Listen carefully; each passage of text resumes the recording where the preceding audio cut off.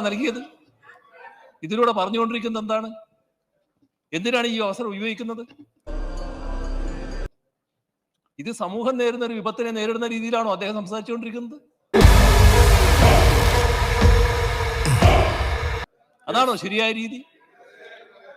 യാഥാർത്ഥ്യം മനസ്സിലാക്കാൻ കഴിയണം. ഇന്ന് നാട് നേരിടുന്ന പ്രശ്നം എന്താണെന്ന് മനസ്സിലാക്കാൻ കഴിയണം. ഇടക്കിടക്ക് മിസ്റ്റർ ചീഫ് മിനിസ്റ്റർ എന്ന് പറഞ്ഞ ഒരു ചോദ്യം ചോദിച്ചാൽ പാത്രം പോരാ. നാടിന്റെ പ്രശ്നം എന്താണെന്ന് മനസ്സിലാക്കാനാവണം. A few moments later.